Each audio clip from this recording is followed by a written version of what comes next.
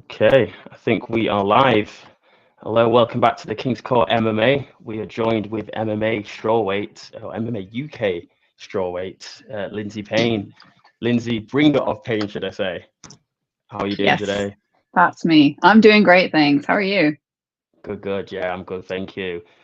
Firstly, bringer of pain, brilliant, brilliant tag name. How did that come about? And was it just an easy one, or was it given to you by somebody else?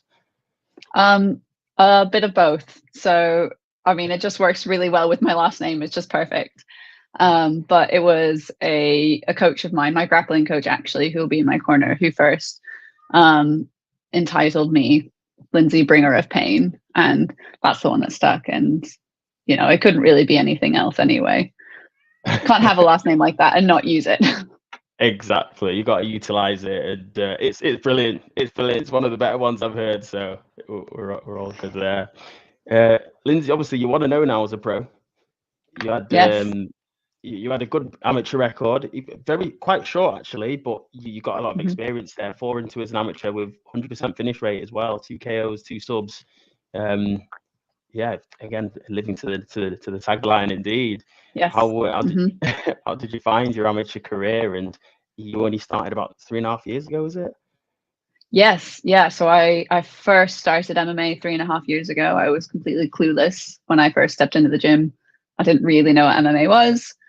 And then, yeah, about a year later, I started competing in interclubs. And less than a year after that, actually, I think 6 months after that, I had my amateur fight. And yeah, as you said, it was in terms of like time span, it was a very short amateur career, but I packed a lot into that time. And I loved it.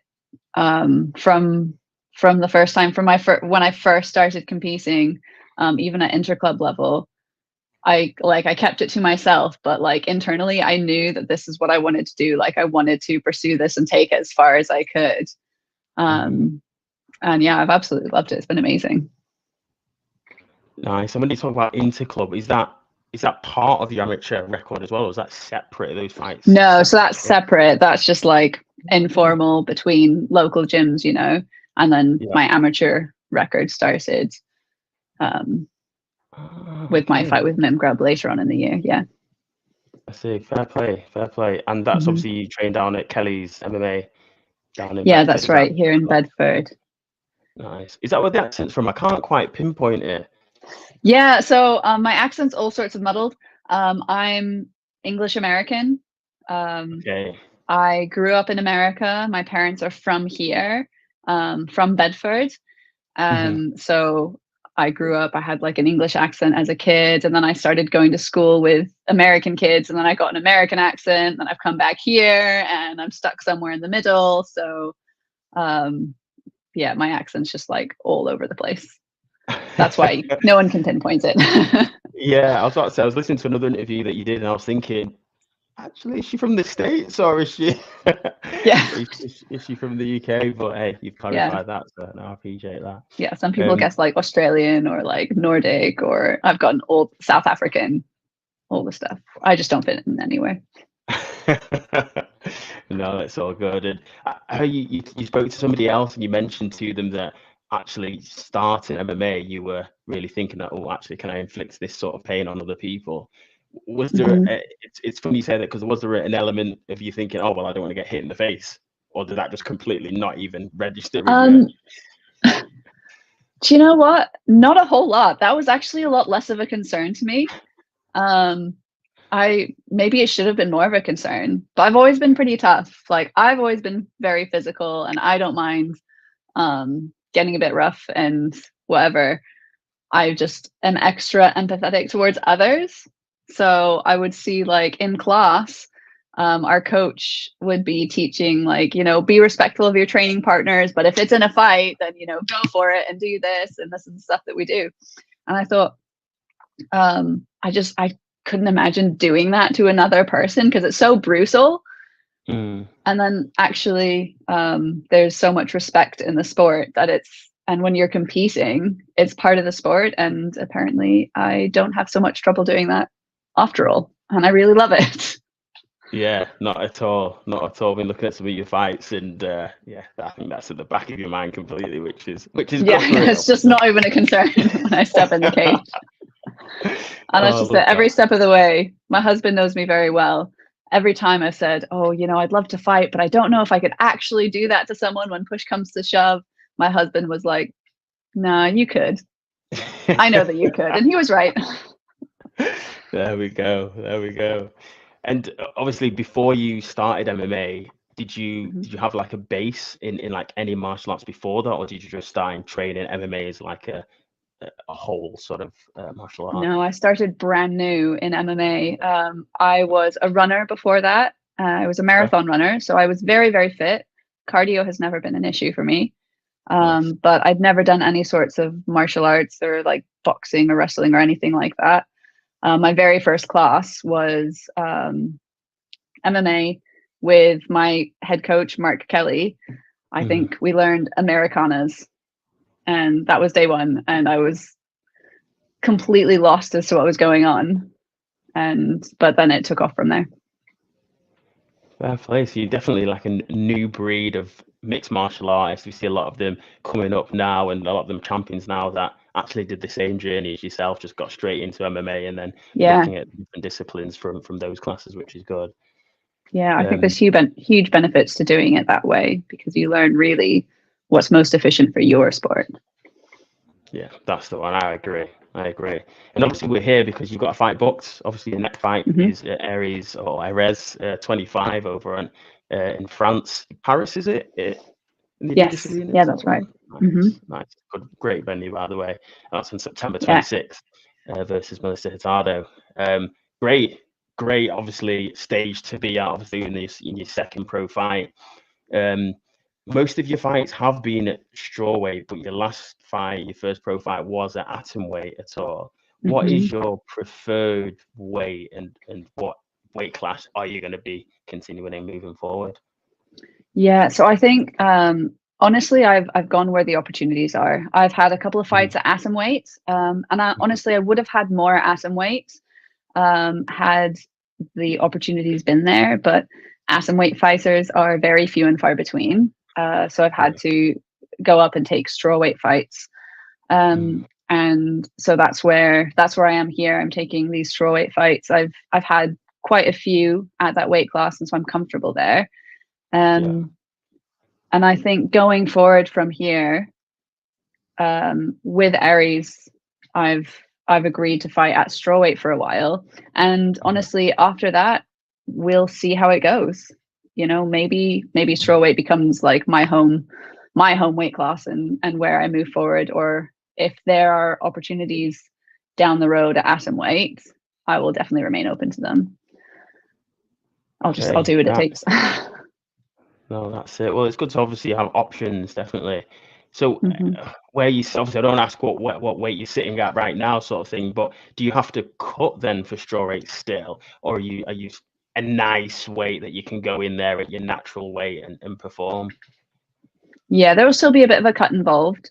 Nothing massive. I like to keep it within like healthy bounds, but yeah, there will still Mm. be a bit of a cut involved for this fight. Okay. Okay, decent.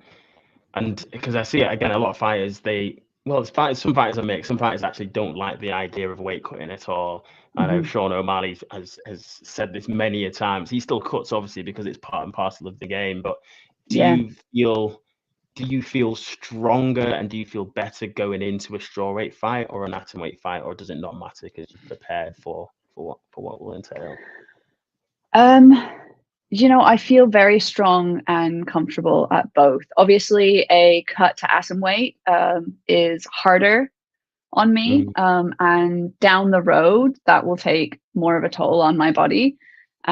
So just like other people who are not big fans of weight cuts, honestly, I wish it wasn't a part of the sport because I think long mm, term it's not very healthy for our bodies and for the longevity of it. But it is a bit part and parcel, so you kind of have to deal with it. So I do my best to do it as properly and well as possible. We have a lot more science available to us to do it well and safely and effectively.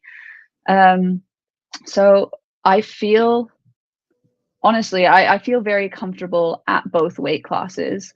On the one hand, I'm more natural and have less of a weight cut for straw weight, and so I feel strong and fit and healthy there.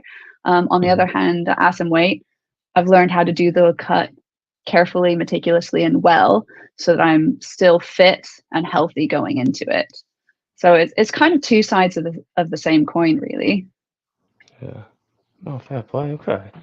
And I was watching obviously your last fight, and I was very, very impressed actually. It was a good scrap with Frederica, and obviously she comes from a gym down at G team and trains with very, very good female fighters as well. There was a lot of scrambles, most of which that you ended up on top, which was good, and it's exciting to see. You're very fast as well. You've got fast hands. Is that something is natural to you, or is it something that you've had to work on to develop the speed there? I've worked so hard on that. Okay. I've worked so hard on my striking, and I always am. Obviously, I'm working hard at all aspects of my game, but I think I'm most naturally a grappler. I think that's kind of evident in, if you watch like the history of my fights, I'm very comfortable on the ground. And while my hands have always been good, it's the area that I like to put the most work into, because I always want it to be that much better. So yes, I've worked very hard to get that speed and precision and that discipline to develop those striking skills, definitely. And it's a skill that will continue to help you, obviously, as you climb the ranks and move on to different competitors as well. Yeah, for sure. I want to know, actually, is there a fighter that you look up to, or that you've seen go before you, that you're thinking, oh, I want to do the same as her, or you want to replicate what this person has done? Is there anyone that you sort of not idolize, but you sort of look up to in that sense? Yeah, I mean, honestly, there's loads of fighters, female fighters especially, that you look to and think, wow, look at what they've done, look at how far they've taken it, especially because being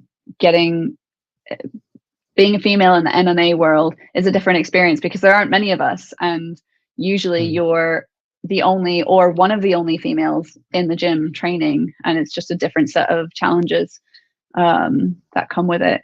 So I especially look up to female fighters who have made it far. I know I've always particularly looked up to Angela Lee of One Championship, who's retired now, but she was, I believe their atomweight champion, and especially because she has a daughter my age, or a daughter the same age as my daughter, sorry. And I watched her go through that journey and take on those challenges while still being a mother to a young child. And that actually meant a whole lot to me as a mum of a now nearly 4-year-old. So I always looked up to her and her journey, and how she balanced those aspects of life and kind of brought the two together as well. Massively. It's a massive challenge, and it's something that is overlooked in the game that I think we need to put more respect on. Obviously, it seems like you started after you had your daughter. Again, like Angela, there's a lot of fighters that took breaks, had kids, came back, and are still doing it at a high level. I think Misha Tate did it at the moment in time. I've forgotten her name now. She's Brazilian, but she's doing it as well. And so I think hats off and respect needs to be given to women do that. So, and it's so good to see that. Indeed. And obviously, ARES 25, big stage for yourself, and you're a big promotion in European MMA. How did that all come about? And is it a one-fight deal, or is it multiple fight deal? I think you might have alluded to that before. Yeah, so it is a multi-fight deal, and it's great opportunity, and I'm so excited about it. Honestly, I've gone from regional shows, great regional shows, to up to this world stage, really. And I went through a stage after my last pro fight where I was really struggling to find opponents, and it was hard because within my amateur career, within the space of 12 months, I'd had 6 fights in 12 months, and so I was fighting all the time. I was always in camp, and I loved that. And then after my last pro fight, months went by and nothing was booked. And that was really a struggle for me, because I sat there and I thought to myself, you know, what's next? How can I continue to climb the ranks or continue to pursue this if I can't even book a fight? And I'm really grateful. I got signed with my now managers, HD Global Management, and they've put in so much work to find what opportunities were out there for me, and they managed to help get me connected with ARES Fight Championship, and they had a great deal. Offered me this really good multi-fight contract deal on a great stage. It's just such a good opportunity. I couldn't say no. Come on. And I think you are in good hands, obviously, at HD as well. They've done many other athletes before and given them good stages to be at. So yeah, you're really good. And obviously in the strawweight division in ARES, there's a lot of potential fights that could be interesting. Obviously, Atada's 2-0 is approachable, going to a third pro fight, so a similar level of experience to yourself. So you've got Fabiola as well. I think she's about 8 or 5-1 there, and Marie da Silva. So is there anyone specific that you've looked at and you're thinking, oh, okay, I fancy my chances against them, or I'd like to fight them? Honestly, I haven't really. I've kind of perused the other women who they have on the ARES cards, but I should look into it more, to be honest. But at this stage, I'm just very focused on what's right in front of me. And that is my all and everything right now. So no, I can't say there's a particular person that's like, oh, I want to fight her, I'd like to fight her. I want to fight them all. I want to fight everybody. I'll take all of it. But right now, this is my full focus. Come on, love that. And obviously you're well into camp now, I'll presume. Yes. How's camp going for you, and how are things looking? It's great. It's tiring, as it should be. It's a lot of work, and I love every minute of it. Even the hardest sessions, I'm loving all of it. Every fight camp, I work so hard, and I think I can't possibly train more than I already am. And then every fight camp, I somehow manage to train even more and even harder, and this one's no exception. I'm giving it everything I have. I'm training full time, and I'm recovering and resting full time so that I can continue to train even more. And I'm feeling really good. I'm excited. It's going to be a good night. Come on now. You seem ready. You look ready. Obviously, you say you're training full time now, so this is all you do now. This is your focus. This is your bread and butter. Yeah, this is it. I coach classes as well at Kelly's MMA. I coach a handful of some kids classes and women's and adults classes. But what I tell people is I train full time. I coach part time. Training, fighting. This is my life, my job, my work. Nice. Okay. So obviously there's a lot of dedication that's gone into it. Obviously you're married, you've got a kid, and obviously sacrifices do have to be made to obviously get you to the level you are now and get you to the level to where you want to be. And I want to ask, what is that level? You know, where do you want to be? What do you want to do in this game, all said and done?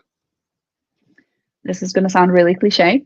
I just want to make it as far as I can. A few years ago, I again had barely stepped foot in a gym, and I didn't know how to throw a 1-2.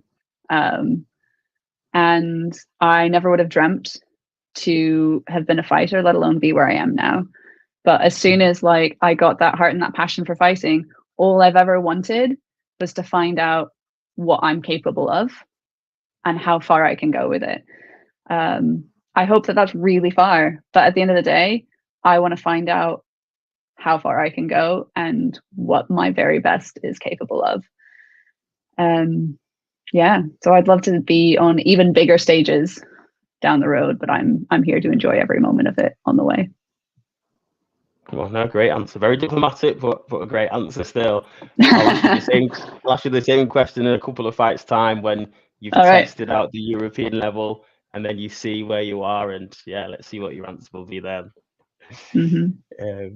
I wanted to just ask you what you think of UK women's MMA at the moment in time, obviously because there's a lot of women that are doing different things at the moment. What do you think of the scene?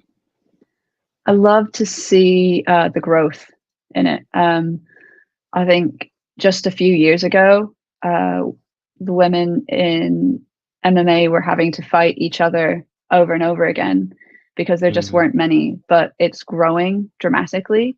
And I've never had to fight the same opponent twice.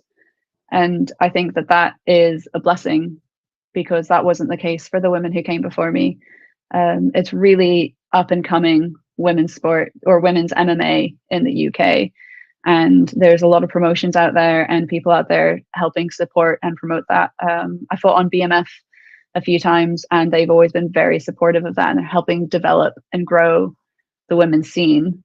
And yeah, it's really exciting to see because it's been transformational for me. And I'd love to see that for everyone else as well. Nice. And then really and truly just on your trajectory, is there like, do you and your team have a roadmap in terms of, you know, where you want to go, or what's the plan for after ARES? Again, I know you're saying you don't look too far ahead, but is there a roadmap in place that you're going to continue to do? Yeah, I know. Again, I think it'll depend a little bit on what options are available, obviously. But I know a lot of fighters who do well on ARES have the opportunity to then go on and get signed to the UFC. And honestly, that would be a dream. On the other hand, if as someone who is also very comfortable fighting at ASM weight, that opens up the potential of places like One Championship if I find that I'd rather go back to ASM weight. So I think if I could get into either of those doors, I'd be very, very happy with that. Yeah, that's kind of all I have on that at the moment. Nice. Okay, no, that's good. That's interesting. And then yeah, who's Lindsey outside of the cage? What you get up to? What you like to do? Like, what's who are you really? Ooh, I used to get up to things outside of the cage.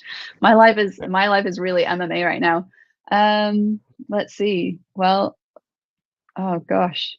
I mean, I have a child. I have a cat. I grew up in America. I used to love strategy board games before I found this great sport of MMA that has like fulfilled that need for competition in me. I don't know. I love adventure. I like to have fun and enjoy life. That's not much of an answer. I'm sorry. Oh, hey, it is. You know, people get up to completely different things. Like I've seen some fighters and like, oh right, yeah, I like fishing and just different random things, sort of thing. So it's always interesting just to see the other side of a fighter in the cage. I think as a parent, I haven't had a lot of time for their hobbies.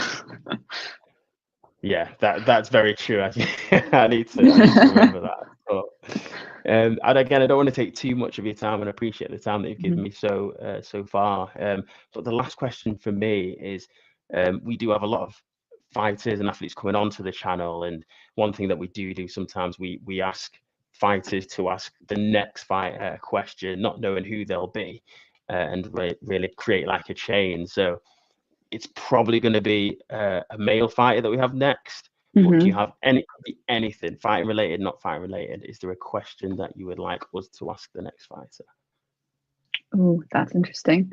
I think my question would be, if as a fighter, fighting usually consumes most of our lives. So I think my question would be, is there outside of fighting anything that you do just for you? And if so, what is it? Just for you, just for fun, because you enjoy and love it. Okay. And what is that thing? I always love to know what people like to do for them. Brilliant. We'll get that asked. Definitely, most definitely. And I know I said that was the last question, but I do have another question All right. as well. One more, hit me. Obviously, Hurtado. One more. Hurtado, 26th of September. Obviously, I guess that you've seen some footage. Is there a prediction how you see the fight going on the Saturday, 26th? I see winning by a submission. I think it's going to be a heated fight. I think it's going to be a good one. I think I'm going to make her have to last longer than she ever has before. And we're going to find out just how far her endurance goes. And then when we get to put her endurance to the test, then I'm going to do what I do best, which is finish my opponents. Come on, ladies and gentlemen, we heard it here first. ARES 25, Melissa Hurtado takes on Lindsey, the bringer of pain. Lindsey, appreciate your time. Thank you very much for that. I look forward to watching the fight, and look forward to speaking to you again. Thank you. Thanks so much for having me. All good. Thanks a lot.